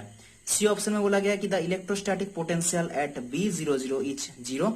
D option में बोला गया कि if a charge q is kept at 00b then it will exert a force of magnitude qp upon 4πε0 b³ on the dipole, ठीक है। ये 4 number question है, आप इस क्वेश्चन का स्क्रीनशॉट ले सकते हो। अब हम इस क्वेश्चन का सॉल्यूशन देखेंगे। तो अब हम 4th नंबर क्वेश्चन का सॉल्यूशन देखेंगे। तो 4th नंबर क्वेश्चन में क्या बोला गया, देखो बहुत ही इजी क्वेश्चन है। 4th नंबर क्वेश्चन में क्या बोला गया कि एक for a point dipole moment p vector equals to p z cap, एक डाइपोल मोमेंट है जो कि एक ओरिजिन पे है, ओरिजिन पे रखा गया है एक डाइपोल मोमेंट को, मतलब एक डाइपोल को ओरिजिन पे रखा गया है, और जिसका डाइपोल मोमेंट का जो डायरेक्शन है, इस डाइपोल मोमेंट का डायरेक्शन क्या है, अलोंग जेड एक्सिस की तरफ, मतलब डाइपोल मोमेंट का डायरेक्शन कौन सा डायरेक्शन पे होगा, जेड एक्सिस की तरफ होगा। और हमें क्या बोला गया है, हमें कुछ ऑप्शन दिया गया है कि फाइंड करना होगा फॉर इलेक्ट्रिक, पहला वाला जो ऑप्शन दिया गया कि the electric field at 0b0, इस 0b0 पॉइंट पे हमें इलेक्ट्रिक फील्ड निकालना होगा। हमें बोला गया है ये ऑप्शन पे कि इलेक्ट्रिक फील्ड कितना होगा 0। हम देखते हैं 0 होता है नहीं। 0b0 मतलब क्या है, सेंटर से b डिस्टेंस, y एक्सिस पे b डिस्टेंस पे एक पॉइंट है, मान लो p पॉइंट से, इस p पॉइंट पे हमें क्या निकालना होगा, इस p पॉइंट पे हमें इलेक्ट्रिक फील्ड निकालना होगा, ठीक है। इस p पॉइंट पे हमें इलेक्ट्रिक फील्ड निकालना होगा। अब देखो, तो यहाँ पे जो p पॉइंट पे जो इलेक्ट्रिक फील्ड निकालेंगे हम किसके लिए, किसके, इस p पॉइंट पे इलेक्ट्रिक फील्ड किसके कारण होगा, इस डाइपोल के कारण। Electric field due to this point, electric field at the point p due to this dipole. अब देखो इस डाइपोल से इस पॉइंट का कोई डिस्टेंस है, मतलब कोई भी डिस्टेंस, यहाँ पे b डिस्टेंस है, कोई भी डिस्टेंस है, मान लो मैं मान लेता हूँ इस पॉइंट का डिस्टेंस है r, ठीक है। और ये जो डाइपोल आप देख पा रहे हो, ये डाइपोल इस पॉइंट के साथ, मतलब इसके साथ एक एंगल भी बना रहा है। तो मैं इस पॉइंट को, ये जो p पॉइंट है, मैं इस p पॉइंट का कोऑर्डिनेट क्या लिख सकता हूँ, r थीटा। मतलब हमें एक डाइपोल के कारण किसी भी एक पॉइंट जो r थीटा कोऑर्डिनेट है, उस डाइपोल के साथ एक एंगल पे है, उस थीटा एंगल पे हमें एक डाइपोल के कारण हमें इलेक्ट्रिक फील्ड निकालना होगा एक पॉइंट पे, जो कि एक डाइपोल के साथ एक एंगल पे, थीटा एंगल पे है, और जिसका डिस्टेंस होगा r। तो उसके लिए, तो उस सिचुएशन में इलेक्ट्रिक फील्ड कितना होगा, मतलब electric field due to a dipole, मतलब देखो मैं यहाँ पे ड्रॉ करता हूँ, क्या सिचुएशन है, इलेक्ट्रिक फील्ड, ये एक डाइपोल है माइनस क्यू कैपिटल क्यू, और यहाँ पे कोई एक पॉइंट है पी जो कि आर थीटा कोऑर्डिनेट पे है, मतलब इस डाइपोल के रेस्पेक्ट में इसका जो डिस्टेंस होगा वो डिस्टेंस कितना होगा, आर होगा, आर वेक्टर लिख दो, और ये जो एंगल होगा इस डाइपोल के साथ इस पॉइंट का वो कितना होगा, थीटा। तो ऐसे पॉइंट के लिए हमें क्या करना पड़ेगा, इलेक्ट्रिक फील्ड निकालना पड़ेगा ड्यू टू दिस डाइपोल, जो कि एक थीटा एंगल पे है, आर थीटा कोऑर्डिनेट पे है, मतलब जिस डाइपोल के रेस्पेक्ट में जिस पॉइंट का एंगल कितना है, थीटा। तो इस सिचुएशन में इलेक्ट्रिक फील्ड क्या होता है, हम एक कैलकुलेशन कर चुके हैं। इलेक्ट्रिक फील्ड क्या होता है, तो डाइपोल के कारण कोई भी एक पॉइंट जो कि डाइपोल के साथ थीटा एंगल पे है और डिस्टेंस क्या है आर, तो उस पॉइंट पे इलेक्ट्रिक फील्ड हमने सेकंड सेम में इलेक्ट्रिक फील्ड या पोटेंशियल हमने सेकंड सेम में ही ये टॉपिक हमने सॉल्व कर चुके हैं। तो मैं यहाँ पे थोड़ा सा आपको दिखा रहा हूँ, ठीक है, आपको याद आ जाएगा। यहाँ पे हमें पहले क्या, इस पॉइंट पे हमें पोटेंशियल निकालना होगा। इस चार्ज पोटेंशियल कितना होगा, ये जो पॉइंट है पी पॉइंट, जहां का पोटेंशियल होगा फाई आर थीटा, फाई क्या है, पोटेंशियल है इस आर थीटा कोऑर्डिनेट में रहने वाले पॉइंट का, तो कितना होगा 1/4πε0। इस चार्ज के कारण पहले ये चार्ज q अपॉन 4πε0 r, ये जो डिस्टेंस कितना है AP, ठीक है, ये डिस्टेंस ये है, ये पॉइंट ए और ये P, तो AP डिस्टेंस है, माइनस इस चार्ज के कारण माइनस q अपॉन ये जो डिस्टेंस है, ये डिस्टेंस कितना है, यहाँ से यहाँ का डिस्टेंस कितना है, इस पॉइंट का डिस्टेंस OP, ठीक है। अब देखो OP का मतलब क्या है, आर वेक्टर, और हमें AP का वैल्यू चाहिए, यहाँ पे यहाँ से यहाँ का डिस्टेंस क्या है AP, और AP का वैल्यू हमें चाहिए, तो AP का वैल्यू हमें कैसे मिलेगा ना, AP इक्वल टू कितना होगा, OA square plus OP square minus 2OA OP cos theta whole to the power half. यहाँ से हम AP का वैल्यू निकाल सकते हैं। अब देखो OA का मतलब क्या है, यहाँ से यहाँ का डिस्टेंस क्या है, डाइपोल मोमेंट का डिस्टेंस, डाइपोल का डिस्टेंस क्या है, बहुत ही छोटा है, dr, तो dr स्क्वायर प्लस OP का मतलब क्या है, A डिस्टेंस मतलब क्या है, r square minus 2r dr cos theta whole to the power half. तो यहाँ से मैं dr का होल स्क्वायर, dr का मतलब क्या है, बहुत ही छोटा डिस्टेंस है, मतलब अगर मैं dr को स्क्वायर कितना होगा, 0 होगा, फिर हमने यहाँ से AP मिल जाएगा हमें r square minus 2r dr cos theta, फिर हम यहाँ से r स्क्वायर को कॉमन ले सकते हैं, फिर हमें AP का वैल्यू मिल जाएगा यहाँ पे। तो इस r स्क्वायर को मैं अगर बाहर निकालूं तो whole to the power half है, तो यहाँ पे 2 कैंसिल, तो AP इक्वल टू का r 1 minus 2 dr cos theta by r whole to the power half. यहाँ पे हमें AP का वैल्यू मिल जाएगा whole to the power half, यहाँ पे हमें AP का वैल्यू मिल जाएगा। और अगर हम इस AP का वैल्यू इस यहाँ पे पुट करेंगे तो हमें मिल जाएगा फाई मिल जाएगा। देखो फाई का मतलब क्या है, पोटेंशियल एट दिस पॉइंट। ये कैलकुलेशन हमने सेकंड सेम में किया था, आप देख सकते हो एक बार, मैं फिर से आपको यहाँ पे एक थोड़ा सा याद दिलाता हूँ मैं आपको, ठीक है। तो फाई आर थीटा कितना होगा, P cos theta upon 4πε0 r square. ये क्या है, आर थीटा कोऑर्डिनेट में रहने वाले किसी भी पॉइंट पे डाइपोल, ड्यू टू एक डाइपोल के कारण कोई भी एक पॉइंट जो कि डाइपोल के रेस्पेक्ट में थीटा एंगल पे है, तो उस पॉइंट पे पोटेंशियल कितना होगा, phi r theta P cos theta upon 4πε0 r square. ऐसे आप इलेक्ट्रिक फील्ड निकाल सकते हो। इलेक्ट्रिक फील्ड क्या होगा, माइनस ग्रेडियंट फाई मतलब पोटेंशियल, तो ग्रेडियंट फाई का मतलब क्या होता है, del del r cap plus 1/r del theta theta cap, और फाई का वैल्यू हमने निकाल लिया यहाँ से P cos theta upon 4πε0 r square. अगर आप इसका डेरिवेटिव करोगे तो आपको इलेक्ट्रिक फील्ड मिल जाएगा P upon 4πε0 r cap 2 cos theta r cap plus sine theta theta cap, मतलब एक होगा आपका रेडियल डायरेक्शन पे इलेक्ट्रिक फील्ड और एक होगा आपका थीटा डायरेक्शन पे इलेक्ट्रिक फील्ड। तो नेट इलेक्ट्रिक फील्ड कितना मिलेगा आपको, E वेक्टर इक्वल टू इतना। तो इसका मतलब क्या है, कोई भी एक डाइपोल के कारण कोई भी एक पॉइंट जो कि डाइपोल के रेस्पेक्ट में थीटा एंगल है, तो थीटा एंगल पे है, उस पॉइंट का इलेक्ट्रिक फील्ड कितना होगा, यहाँ पे जो इलेक्ट्रिक फील्ड मैंने दिखाया है अभी, वो इलेक्ट्रिक फील्ड इतना होगा। आप इस इलेक्ट्रिक फील्ड को आप इसको मार्क करो, क्योंकि हम जो क्वेश्चन सॉल्यूशन करेंगे उस क्वेश्चन में लगे क्वेश्चन पे ये टर्म हमें यूज करना पड़ेगा, और ये पोटेंशियल का वैल्यू भी आप यहाँ पे मार्क करो। इन दोनों का वैल्यू हमें, तो इलेक्ट्रिक फील्ड भी मिल गया, हमें पोटेंशियल भी मिल गया। आप ये कैलकुलेशन पहले भी कर चुके होंगे, मैंने फिर से आपको यहाँ पे एक बार देखा दिया है आपको, ताकि आपको पिछले तो आपको ये याद आ जाएगा, ठीक है। तो ये इलेक्ट्रिक फील्ड है, ये आपका पोटेंशियल है, इन दोनों को आप मार्क करो। हम आप क्वेश्चन की तरफ बढ़ते हैं। तो देखो फर्स्ट ऑप्शन में हमें क्या पूछा गया था कि 0B0 पॉइंट पे इलेक्ट्रिक फील्ड, 0B0 मतलब क्या है, इस पॉइंट पे हमें इलेक्ट्रिक फील्ड का वैल्यू चाहिए था। और ये जो पॉइंट है, ये पॉइंट जो P पॉइंट था वो डाइपोल के रेस्पेक्ट में एक थीटा एंगल पे था। तो थीटा एंगल पे कोई भी पॉइंट पे अगर इलेक्ट्रिक फील्ड डाइपोल मूवमेंट के कारण, ड्यू टू डाइपोल मूवमेंट क्या होता है, electric field P upon 4πε0 r cube 2 cos theta r cap plus sine theta cap. ये कैसे आया, हमने अभी आपको प्रूव करके दिखाया था, अभी कुछ देर पहले आपको प्रूव करके दिखाया।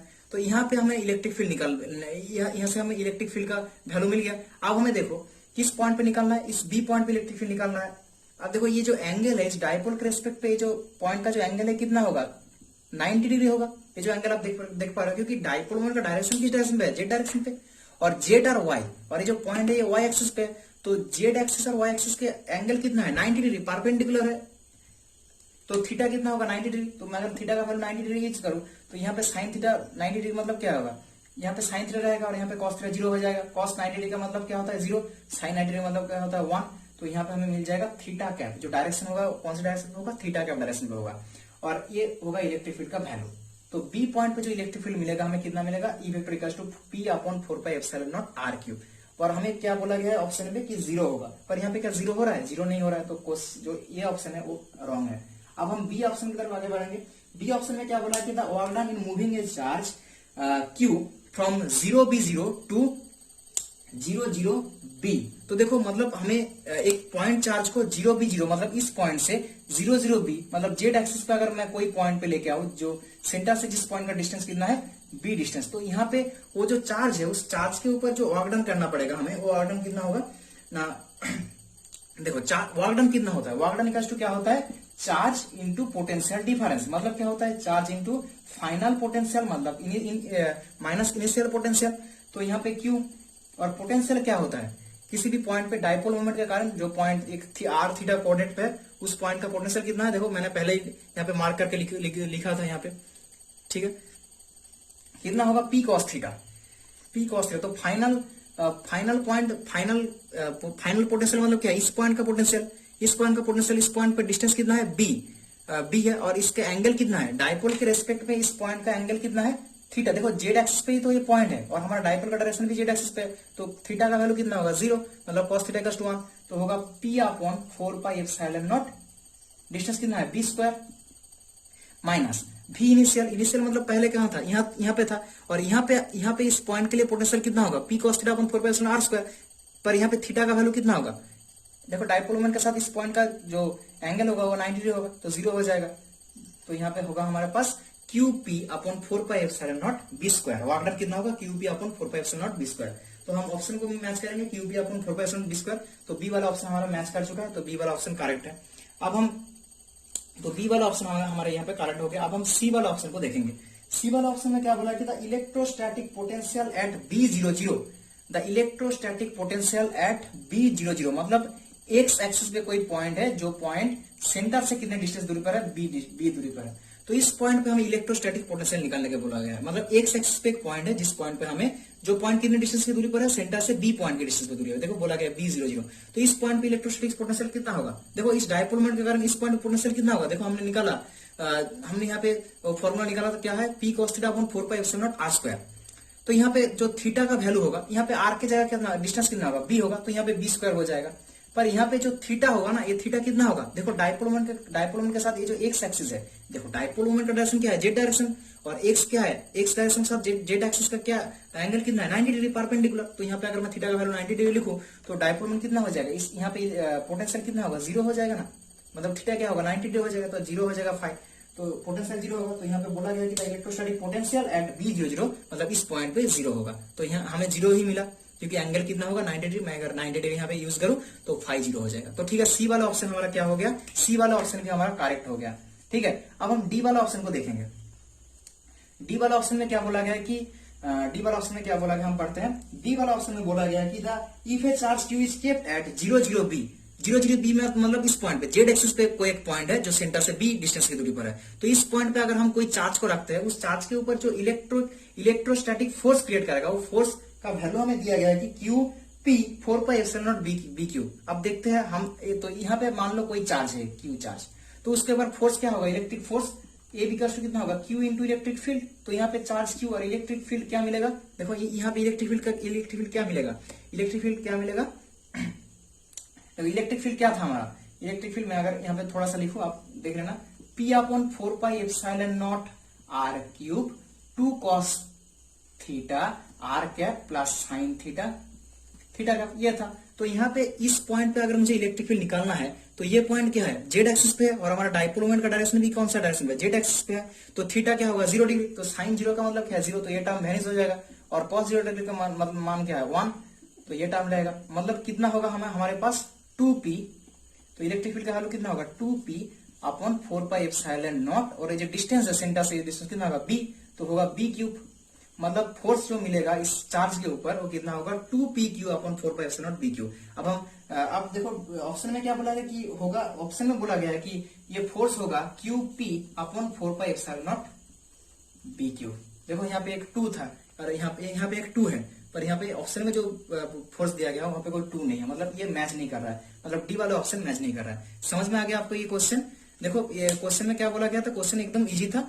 हमें इस डायपोल के कारण आर थीटा कोऑर्डिनेट पे रहने वाले कोई भी पॉइंट, जो पॉइंट डायपोल के साथ एक एंगल पे है, थीटा एंगल पे है, और जिसका डिस्टेंस है आर, तो पी मतलब आर थीटा कोऑर्डिनेट पे रहने वाले किसी भी पॉइंट पे अगर हमें डायपोल मोमेंट के कारण इलेक्ट्रिक फील्ड निकालना है तो इलेक्ट्रिक फील्ड कितना आता है, मैंने आपको दिखा दिया है कैसे इलेक्ट्रिक फील्ड कैलकुलेशन हमने करके भी दिखा दिया आपको, इलेक्ट्रिक फील्ड कितना आता है, पोटेंशियल कितना आता है। ठीक है, तो यहाँ से फिर हमने ABCD कौन सा ऑप्शन करेक्ट है ये हमने देख लिया। ठीक है, तो कौन सा ऑप्शन करेक्ट है, यहाँ पे बी ऑप्शन करेक्ट है और सी ऑप्शन करेक्ट है, डी और ए ऑप्शन दोनों ही रॉन्ग है। ठीक है, तो क्वेश्चन आपको समझ में आ गया होगा। अगर कोई भी कुछ भी ऑप्शन में अगर आपको डाउट रहा होगा तो आप कमेंट सेक्शन में पूछ सकते हो। ठीक है, अब हम आगे बढ़ते हैं लास्ट क्वेश्चन की तरफ। आज का लेक्चर का ये लास्ट क्वेश्चन है, 5 नंबर क्वेश्चन। क्या बोला गया कि एक dielectric sphere of radius r has constant polarization का वैल्यू दिया गया है p vector equals to p0 z कैप, so that the field inside the sphere is E inside equals to minus p0 upon 3 epsilon naught z cap, then which of the following is are correct. तो first option में बोला गया कि the bound surface charge density is p0 cos theta, the electric field at a distance r on the z axis varies as 1 upon r square for r small r greater than r. The electric potential at a distance 2r on the z axis is p0 r upon 12 epsilon naught। और D option में बोला गया कि the electric field outside is equivalent to that of a dipole at the origin। ठीक है, आप इस question का स्क्रीनशॉट ले सकते हो या कॉपी कर सकते हो। अब हम इस क्वेश्चन का सॉल्यूशन देखेंगे। आज का लेक्चर का ये लास्ट क्वेश्चन है। तो अब हम लास्ट क्वेश्चन जो हमारा 5th क्वेश्चन है उस क्वेश्चन का सॉल्यूशन देखेंगे। उस क्वेश्चन में क्या बोला गया है, वो ये जो क्वेश्चन है 5th क्वेश्चन, ये IIT JAM 2017 में पूछा गया था। बहुत ही इजी क्वेश्चन है। क्वेश्चन में क्या बोला गया कि डाइलेक्ट्रिक स्फीयर है, आप देख पा रहे हो डाइलेक्ट्रिक स्फीयर है जो कि एक पोलराइज्ड डाइलेक्ट्रिक स्फीयर है। ठीक है, पोलराइज्ड डाइलेक्ट्रिक स्फीयर का मतलब क्या है, मान लो कोई भी एक डाइलेक्ट्रिक है, मैं अगर थोड़ा सा दिखाऊं आपको यहाँ पे, तो पोलराइज्ड डाइलेक्ट्रिक का मतलब क्या है, इसके सरफेस में चार्ज, पोलराइजेशन के कारण कुछ चार्ज इंड्यूस होगा इसके सरफेस में, एक तरफ नेगेटिव चार्ज एक तरफ पॉजिटिव चार्ज। इसके कारण हमें यहाँ पे एक डाइपोल मोमेंट, यहाँ पे नेट डाइपोल मोमेंट का कुछ वैल्यू मिलेगा, और इस नेट डाइपोल मोमेंट का वैल्यू कितना, डायरेक्शन कितना होगा, नेगेटिव से पॉजिटिव। और पोलराइजेशन, यहाँ से जो पोलराइजेशन मिलेगा हमें, पोलराइजेशन क्या होता है, dipole moment per unit volume, और इस पोलराइजेशन का भी डायरेक्शन कितना होगा, डाइपोल मोमेंट का डायरेक्शन जिस डायरेक्शन पे होता है, पोलराइजेशन का भी डायरेक्शन सेम डायरेक्शन पे होता है। ठीक है, तो ये होता है एक पोलराइज्ड डाइलेक्ट्रिक। तो यहाँ पे हमें बोला गया पोलराइज्ड डाइलेक्ट्रिक स्फीयर, तो इसलिए स्फीयर का देखो इस सरफेस में नेगेटिव चार्ज इंड्यूस्ड हुआ, मतलब पोलराइजेशन कारण इस तरफ नेगेटिव चार्ज इंड्यूस्ड हुआ और उस तरफ क्या है, पॉजिटिव चार्ज इंड्यूस्ड हुआ। जितने नंबर ऑफ इस तरफ जितने number of negative charge induced हुआ पोलराइजेशन कारण, इस तरफ भी उतने number of positive charge induced हुआ। ठीक है, तो यहाँ पे जो हमें जो पोलराइजेशन है, जो पोलराइजेशन का वैल्यू हमें दिया गया है, इस पोलराइज्ड डाइलेक्ट्रिक का जो पोलराइजेशन है उसका वैल्यू हमें दिया गया है p0 z कैप। देखो डायरेक्शन कितना है, पोलराइजेशन का डायरेक्शन किस डायरेक्शन पे, z डायरेक्शन पे, मतलब z डायरेक्शन मतलब इस डायरेक्शन पे, मतलब नेगेटिव टू पॉजिटिव। मतलब डाइपोल मोमेंट का डायरेक्शन क्या होता है, नेगेटिव टू पॉजिटिव, और पोलराइजेशन का डायरेक्शन क्या है, नेगेटिव टू पॉजिटिव, मतलब z डायरेक्शन पे है, z डायरेक्शन पे है पोलराइजेशन का डायरेक्शन। ठीक है, और देखो यहाँ पे जो रेडियस है, ये रेडियस कितना है, ये रेडियस है r रेडियस इस डाइलेक्ट्रिक का, और ये जो r है, और ये देखो ये हमारा x एक्सिस है, तो इसका यूनिट वेक्टर कितना होगा, x कैप, और ये हमारा z एक्सिस है, इसका यूनिट वेक्टर कितना होगा, z कैप, और ये हमारा y एक्सिस है, इसका यूनिट वेक्टर कितना होगा, y कैप। अब ये जो r रेडियस है, जो रेडियस है, ये z एक्सिस के साथ एक एंगल पे है, थीटा एंगल पे है। ठीक है, और इसका ये जो रेडियस है, इस रेडियस का जो यूनिट वेक्टर होगा, मतलब रेडियल जो कंपोनेंट होगा, रेडियल डायरेक्शन में जो कंपोनेंट होगा, रेडियल कंपोनेंट, वो कितना होगा, आर कैप। जो क्या होगा, ये जो यूनिट वेक्टर है ये नॉर्मल होगा, इस पूरे सरफेस का नॉर्मल होगा। ये जो आर कैप है, ये unit vector, R cap unit vector is normal to this surface, मतलब आर कैप क्या होगा, ये यूनिट वेक्टर नॉर्मल होगा इस सरफेस के ऊपर। ठीक है, और इस आर कैप का 2 कंपोनेंट मिलेगा, एक थीटा एंगल पे, मतलब मैं जेड एक्सिस पे अगर मैं इसका कंपोनेंट लूं तो आर कैप का वैल्यू कितना आएगा, जेड कैप कॉस थीटा, और इसका मैं अगर एक्स डायरेक्शन पे कंपोनेंट लूं तो आर कैप का वैल्यू कितना आएगा, एक्स कैप साइन थीटा। और ये जो आर कैप है, radial unit vector, radial component, radial direction पे, इस रेडियस का रेडियल डायरेक्शन पे जो यूनिट वेक्टर है आर कैप, ये इस पूरे सरफेस का ये पूरे सरफेस का क्या होगा, ये जो पूरे सरफेस आप देख रहे हो डायरेक्ट्रिक स्फीयर, इस पूरे सरफेस का नॉर्मल होगा, मतलब नॉर्मल टू दिस सरफेस, ये जो आर कैप होगा। ठीक है, तो हम अब पहले वाले क्वेश्चन को, पहले वाले ऑप्शन में आप देखते हैं। पहले वाले ऑप्शन में हमें क्या बोला गया है, पहले वाले ऑप्शन में बोला गया है कि find the bound surface charge density. Bound surface charge density का वैल्यू हमें दिया गया है कि कितना होता है, कितना बोला गया है कि P0 cos थीटा, ये बोला गया हमें bound surface charge density, dielectric का बाउंड सरफेस चार्ज डेंसिटी कितना होता है, कितना होगा P0 cos थीटा। अब हम देखते हैं कितना होता है। देखो एक डाइलेक्ट्रिक, ये हमारे पास एक डाइलेक्ट्रिक है, तो इसका सरफेस चार्ज डेंसिटी कितना होगा, सरफेस यहाँ पे जो सरफेस में जो चार्ज इंड्यूस हुआ किसके कारण हुआ है, पोलराइजेशन। तो सरफेस चार्ज डेंसिटी किसके कारण, पोलराइजेशन। सरफेस चार्ज डेंसिटी का क्या होता है, पोलराइजेशन डॉट एन कैप। आपको ये रिलेशन पता है, हमने ये रिलेशन प्रूव भी किया था। आप मेरे, अगर आपको ये रिलेशन देखना है कैसे होता है ये रिलेशन, तो आप चैनल का प्लेलिस्ट में जाके डाइलेक्ट्रिक का जो प्लेलिस्ट है उसका पहला वीडियो आप देख सकते हो, जहां पे मैंने इसको प्रूव करके दिया था। कैसे प्रूव करता, मैंने यहाँ पे एक सिलेंडर कट किया था, तो इस सिलेंडर के सेंटर पे कोई चार्ज नहीं रहेगा, मतलब इनसाइड पे कोई चार्ज नहीं रहेगा, पर क्रॉस सेक्शन पे चार्ज रहेगा। उस चार्ज के कारण डायपोल मोमेंट इंड्यूस होगा। फिर हम इस रिलेशन को, वहां से हम इस रिलेशन को प्रूव कर सकते हैं। आप उस वीडियो को देख सकते हो। तो रिलेशन क्या है, सिग्मा पी, मतलब पोलराइजेशन के कारण जो चार्ज डेंसिटी होगा यहाँ पे सरफेस का, उसको हम कहेंगे सिग्मा। तो सिग्मा पी पोलराइजेशन के कारण क्या होगा, पी वेक्टर का मतलब क्या है, पोलराइजेशन, और एन का मतलब होता है क्या, यूनिट वेक्टर। यूनिट वेक्टर मतलब इस सरफेस का जो, इस unit vector normal to the surface, मतलब इस सरफेस का जो नॉर्मल, यूनिट वेक्टर जो नॉर्मल होगा। ठीक है, यूनिट वेक्टर, इस सरफेस का यूनिट वेक्टर मतलब नॉर्मल टू दिस सरफेस। ठीक है, तो हमें यहाँ इस डाइलेक्ट्रिक का अगर हमें सिग्मा पी निकालना होगा, मतलब सरफेस का डेंसिटी निकालना होगा, तो कितना होगा, सिग्मा पी कह सकते हो या सिग्मा बी भी कह सकते हो, मतलब बाउंड सरफेस डेंसिटी का कितना होगा, P vector dot N cap. अब देखो पी वेक्टर का मतलब क्या है, पी वेक्टर का मतलब क्या है, पोलराइजेशन, जिसका वैल्यू में दिया गया है, गिवन है P0 जेड कैप, तो P0 जेड कैप। और एन कैप का मतलब क्या होता है, एन कैप क्या है, unit vector normal to the surface. तो यहाँ पे इस सरफेस में नॉर्मल, इस सरफेस पे जो यूनिट वेक्टर, इस सरफेस पे कौन सा यूनिट वेक्टर नॉर्मल है, इस सरफेस के साथ ये जो आर कैप है, मैंने पहले ही बताया था, ये जो आर कैप है, इस रेडियस का जो रेडियल कंपोनेंट है आर कैप, यूनिट वेक्टर, ये क्या है, नॉर्मल है इस सरफेस के साथ, मतलब R cap is normal to this surface. तो यहाँ पे मैं एन की जगह आर कैप लिख सकता हूँ। अब देखो हमें इस आर कैप का वैल्यू पुट करना होगा, और एक वैल्यू कितना होगा, आर कैप का कितना कंपोनेंट, दो कंपोनेंट है, कौन सा कंपोनेंट हम लेंगे, ये जो यहाँ पे क्या है, डॉट प्रोडक्ट है, डॉट प्रोडक्ट है, तो हमें यहाँ पे cos थीटा लेना होगा। तो आर कैप का जेड डायरेक्शन पे जो वैल्यू होगा वो कितना होगा, जेड कैप cos थीटा। तो देखो यहाँ पे P0 जेड कैप, जो जेड कैप कितना होगा, 1 होगा, इक्वल्स टू cos थीटा, यहाँ पे cos थीटा रह जाएगा, ये जेड कैप 1 हो जाएगा। तो sigma be bound surface charge density कितना मिला, P0 cos थीटा। ऑप्शन में भी वही बोला गया था, ये ऑप्शन, तो ये ऑप्शन इज करेक्ट, ऑप्शन ये ऑप्शन करेक्ट है। अब हम बी वाला ऑप्शन को देखेंगे, तो समझ में आ गया आपको ये ऑप्शन, ठीक है। अब हम बी वाला ऑप्शन को देखेंगे। बी ऑप्शन में क्या बोला गया है, आप देखते हैं। बी ऑप्शन में बोला गया है कि the electric field at a distance R on the Z axis varies as 1/r²। मतलब हमें क्या बोला गया है कि जेड एक्सिस पे कोई एक पॉइंट है, ये जो जेड एक्सिस है, इसमें यहाँ पे कोई एक पॉइंट है, मान लो पी पॉइंट है, कोई पॉइंट जो सेंटर से कितने डिस्टेंस की दूरी पर है, r डिस्टेंस, और ये जो r है ये रेडियस से बड़ा है, मतलब ये r डिस्टेंस बड़ा है। ठीक है, तो इस r डिस्टेंस पे हमें क्या निकालने के लिए बोला गया है, इलेक्ट्रिक फील्ड निकालने के लिए बोला गया है। तो देखो हम ये जो पॉइंट पे इलेक्ट्रिक फील्ड निकालेंगे वो किसके कारण होगा, इलेक्ट्रिक फील्ड किसके कारण हम यहाँ पे निकालेंगे, डाइपोल के कारण। देखो यहाँ पे नेगेटिव चार्ज है, इस डायरेक्शन में पॉजिटिव चार्ज है, तो इस यहाँ से इस डायरेक्शन की तरफ, यहाँ से यहाँ तक एक डाइपोल मोमेंट क्रिएट करेगा। ये क्या है, डाइपोल मोमेंट है, तो यहाँ पे नेगेटिव चार्ज, यहाँ पे पॉजिटिव चार्ज, तो ये क्या है, इनसाइड पे तो डाइपोल मोमेंट है, डाइपोल है, तो इस डाइपोल का जो डायरेक्शन होगा, डाइपोल मोमेंट का जो डायरेक्शन, डाइपोल का जो डायरेक्शन होगा वो किस डायरेक्शन में होगा, अलोंग जेड डायरेक्शन पे। मतलब इलेक्ट्रिक फील्ड ड्यू टू दस dipole on the axis of dipole, मतलब ये जो एक्सिस डाइपोल का डायरेक्शन भी जेड एक्सिस के अलोंग है, और जो पॉइंट पे हम इलेक्ट्रिक फील्ड निकालेंगे आर डिस्टेंस पे, वो पॉइंट भी किस एक्सिस पे, जेड एक्सिस पे। मतलब electric field due to this dipole at the axis of dipole, मतलब ये जो पॉइंट है वो तो डाइपोल का ही एक्सिस पे है, मतलब जिस एक्सिस पे डाइपोल है उसी एक्सिस पे हमें डाइपोल में निकालना है। तो कितना होता है उस तरफ, मतलब ये अगर हमारे पास कोई डाइपोल है, मान लो ये क्यू एक डाइपोल है, ठीक है, और इसकी एक्सिस में अगर कोई पॉइंट पर इलेक्ट्रिक फील्ड निकालने के लिए बोला जाए तो कितना होता है इलेक्ट्रिक फील्ड, याद करो कितना होता है इलेक्ट्रिक फील्ड, इक्वल्स टू कितना होता है P/4πε0r3। तो यहाँ पे देखो ये जो इलेक्ट्रिक फील्ड ये डिस्टेंस के साथ कैसे वेरी कर रहा है, 1/r³ पे ऐसे वेरी कर रहा है, मतलब r³ के साथ वेरी कर रहा है, 1/r³ के साथ वेरी कर रहा है। पर क्वेश्चन में हमें बोला गया कि इलेक्ट्रिक फील्ड वेरी करेगा कैसा, 1/r² पे, तो ये तो गलत है, हमारा वेरी कर रहा है किसके साथ, r³ के साथ, पर यहाँ पे बोला गया है r² के साथ वेरी करेगा, तो बी वाला ऑप्शन इनकरेक्ट है। देखो यहाँ पे कितना होता है P/4πε0r3, मतलब ये जो हम ये जो हम आर डिस्टेंस पे एक पॉइंट पे जो इलेक्ट्रिक फील्ड निकाल रहे हैं, ये क्या है, ये जेड एक्सिस पे है और हमारा डाइपोल का डायरेक्शन भी क्या है, जेड एक्सिस के अलोंग। तो dipole moment due to this electric field at the point due to this dipole on the axis of dipole क्या होता है, पी अपॉन 4 आर क्यूब। तो आर क्यूब होता है, तो किसके साथ ये वेरी करेगा, आर क्यूब के साथ, आर स्क्वायर के साथ नहीं।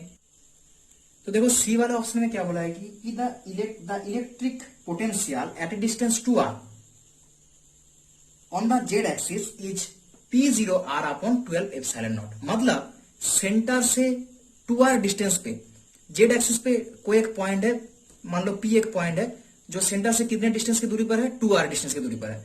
तो हमें उस पॉइंट पे पोटेंशियल निकालना होगा। किसके कारण निकालेंगे हम, ड्यू टू डाइपोल के कारण। देखो डाइपोल का डायरेक्शन किस डायरेक्शन में, जेड एक्सिस के अलोंग, मतलब जेड एक्सिस की तरफ डायरेक्शन है। और जो पॉइंट पे हमें इलेक्ट्रिक फील्ड निकालना होगा वो पॉइंट भी किस एक्सिस पे है, जेड एक्सिस पे है।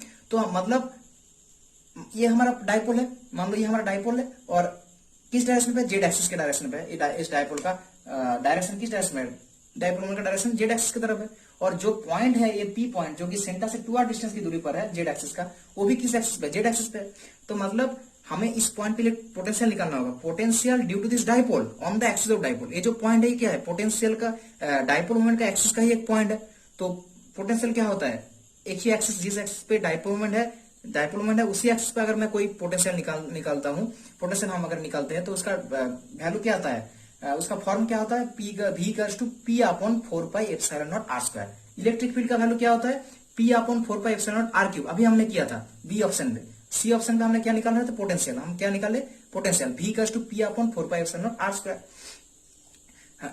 अब यहाँ पे देखो, यहाँ पे जो P है, ये P क्या है, डाइपोल मोमेंट। पर हमें जो ऑप्शन में वैल्यू दिया गया है वो क्या है, P0 मतलब पोलराइजेशन। तो यहाँ पे हमें डाइपोल मोमेंट को किस टर्म पे रिड्यूस करना होगा, पोलराइजेशन के। तो देखो डाइपोल मोमेंट, तो पोलराइजेशन क्या होता है, डाइपोल मोमेंट अपॉन वॉल्यूम। तो अगर पोलराइजेशन इंटू हम वॉल्यूम करते तो हमें डाइपोल मोमेंट मिल जाता है। तो हमें डाइपोल मोमेंट की जगह हम क्या लिखेंगे, पोलराइजेशन इंटू वॉल्यूम। तो पोलराइजेशन P हम लिख देते हैं, P का वैल्यू कितना है, P0 जेड कैप इंटू क्या लिखना पड़ेगा हमें, वॉल्यूम। तो वॉल्यूम कितना है, 4/3 पाई, इसका रेडियस कितना है, R क्यूब। और नीचे क्या टर्म है, 4 pi epsilon naught R square. ये R स्क्वायर क्या है, डिस्टेंस। सेंटर से हमें जिस पॉइंट पे इलेक्ट्रिक फील्ड पोटेंशियल निकालने के लिए बोला गया है। तो देखो सेंटर से हमें किस पॉइंट पे पोटेंशियल निकालने का, एक सेंटर से हमें कितने डिस्टेंस पे पोटेंशियल निकालने के लिए बोला गया है, 2r। तो ये r कितना हो जाएगा, 2r। तो होगा 2r स्क्वायर। ठीक है, 2r स्क्वायर हो गया। यहाँ पे अगर मैं ये 4 कैंसिल कर दूं, पाई कैंसिल कर दूं, यहाँ पे r स्क्वायर कैंसिल कर दूं, तो होगा हमारा P0 R Z cap upon, यहाँ पे होगा ये 3 नीचे आएगा और यहाँ पे 2 स्क्वायर 4, तो 12 एप्सिलॉन नॉट। देखो हमें मैच कर दिया यहाँ पे potential P0 R upon 12 epsilon naught. और इसका डायरेक्शन कितना होगा, जेड एक्सिस की तरफ इसका डायरेक्शन होगा, पोटेंशियल का डायरेक्शन किस डायरेक्शन होगा, जेड एक्सिस की तरफ। तो मिल गया हमारा सी ऑप्शन। तो सी ऑप्शन करेक्ट होगा। तो ये ऑप्शन तो आपको ये ऑप्शन समझ में आ गया कैसे हो गया। हमें क्या बोला गया कि सेंटर से 2r डिस्टेंस पे 2r एक पॉइंट है जिसका डिस्टेंस कितना है, 2r। और जो पॉइंट जेड एक्सिस पे ही है और उस जेड एक्सिस के हमें पोटेंशियल निकालना होगा किसके कारण, इस डाइपोल के कारण। और ये डाइपोल का डायरेक्शन भी किस डायरेक्शन पे है, जेड एक्सिस की तरफ। मतलब हमें जिस एक्सिस पे डाइपोल मोमेंट है उसी एक्सिस पे हमें कोई पॉइंट पे पोटेंशियल निकालना है। तो पोटेंशियल का वैल्यू क्या आता है, P upon 4 pi epsilon naught R square. उसी फॉर्मूला को हम यूज करके यहाँ पे पोटेंशियल निकाल लिया। तो सी ऑप्शन हम देख चुके होंगे, हमने देख लिया। अब डी ऑप्शन हम देखेंगे। डी ऑप्शन में क्या बोला गया है, डी ऑप्शन हम समझेंगे। डी ऑप्शन में हमें बोला गया है कि the electric field outside is equivalent to that of a dipole at the origin. मतलब एक डाइपोल, ये हमारे पास डाइपोल है, यहां से यहां तक, मतलब कोई भी एक डाइपोल है हमारे पास। तो इस डाइपोल का मान लो ये चार्ज माइनस क्यू है, ये चार्ज प्लस क्यू। तो इस डाइपोल का अगर सेंटर पे मतलब ओरिजिन पे इलेक्ट्रिक फील्ड कितना होगा, इलेक्ट्रिक फील्ड का वैल्यू कितना होगा, 0 होगा। कारण इलेक्ट्रिक फील्ड का वैल्यू कितना होगा, इसके कारण देखो इस चार्ज के कारण इलेक्ट्रिक फील्ड का डायरेक्शन कितना, किस डायरेक्शन में होगा, इस डायरेक्शन पे। इस चार्ज के कारण इलेक्ट्रिक फील्ड का डायरेक्शन किस डायरेक्शन में होगा, इस डायरेक्शन पे। और नेट इलेक्ट्रिक फील्ड क्या होगा, E1 माइनस E2। तो कितना होगा, 0 हो जाएगा। मतलब ओरिजिन पे इलेक्ट्रिक पोटेंशियल के कारण सेंटर पे इलेक्ट्रिक फील्ड क्या होता है, डाइपोल के कारण सेंटर पे इलेक्ट्रिक फील्ड क्या होता है, 0 होता है। ऐसे ही अगर मैं इस डाइलेक्ट्रिक जो पोलराइज्ड डाइलेक्ट्रिक स्फीयर है इसके आउटसाइड में किसी भी पॉइंट पे, ये जो पोलराइज्ड डाइलेक्ट्रिक स्फीयर है मैं ड्रॉ करता हूं, ये हमारा पोलराइज्ड डाइलेक्ट्रिक स्फीयर है, ये जेड एक्सिस है, ये हमारा एक्स एक्सिस है, ये हमारा वाई एक्सिस है। तो इस पोलराइज्ड डाइलेक्ट्रिक स्फीयर का अगर मैं आउटसाइड किसी भी पॉइंट मान लो ये कोई पॉइंट है पी पॉइंट, इस पी पॉइंट पे अगर मैं इलेक्ट्रिक फील्ड निकालता हूं वो भी इलेक्ट्रिक फील्ड जीरो होगा। कैसे? देखो अगर मैं इस पॉइंट पे इलेक्ट्रिक फील्ड निकालना है तो मैं इस पॉइंट के गाउसियन सरफेस ड्रॉ करूंगा, तो कितना होगा close integral E vector dot DS vector equals to कितना होगा charge enclose by this surface upon epsilon naught. अब ये जो हमारा सरफेस ये जो हमारा स्फीयर है, ये जो हमारा स्फीयर है, इस स्फीयर में जो चार्ज इंड्यूस्ड हुआ है पोलराइजेशन चार्ज, इस तरफ पॉजिटिव चार्ज और उतने नंबर ही नेगेटिव चार्ज। तो अगर मैं टोटल चार्ज देखूं ना तो टोटल चार्ज कितना होगा, टोटल चार्ज कितना होगा, टोटल चार्ज होगा माइनस क्यू, ये जो minus Q charge plus Q charge, तो दोनों चार्ज मिलकर कितना होगा जीरो, तो क्यू इनक्लोज कितना होगा जीरो, तो मतलब इलेक्ट्रिक फील्ड हमें क्या मिलेगा जीरो। तो डी वाला ऑप्शन हमारा क्या है करेक्ट। डी वाला ऑप्शन में बोला गया कि एक डाइपोल का सेंटर में जो इलेक्ट्रिक फील्ड होता है, इस डाइलेक्ट्रिक स्फीयर का आउटसाइड पे भी इलेक्ट्रिक फील्ड उतना ही होगा। देखो एक डाइपोल का सेंटर पे इलेक्ट्रिक फील्ड कितना होता है जीरो, और ये जो तो इसका मतलब ये जो डाइलेक्ट्रिक स्फीयर है, इस डाइलेक्ट्रिक स्फीयर के अगर मैं कोई भी एक पॉइंट पे अगर इलेक्ट्रिक फील्ड निकालू उसका वैल्यू भी कितना आया हमें जीरो आया। क्यों जीरो आया? क्योंकि हमने कोई भी पॉइंट मान ले ये पी पॉइंट है, तो इस पी पॉइंट पर हम एक गॉसियन सरफेस ड्रॉ करेंगे। तो गॉसियन सरफेस क्या होता है close integral E vector dot DS क्या होता है close integral E vector dot DS equals to क्या होता है Q enclose by this surface upon epsilon naught. और कितने चार्ज टोटल कितने चार्ज एनक्लोज हुए, देखो टोटल चार्ज क्या है माइनस क्यू, ये जितने नंबर ऑफ चार्ज यहाँ पे इंड्यूस्ड हुआ है माइनस चार्ज, उतने नंबर ऑफ प्लस चार्ज भी इंड्यूस्ड हुआ है, तो माइनस क्यू प्लस क्यू मतलब क्या होगा नेट चार्ज जीरो होगा। तो यहाँ पे इलेक्ट्रिक फील्ड हमें कितना मिलेगा जीरो।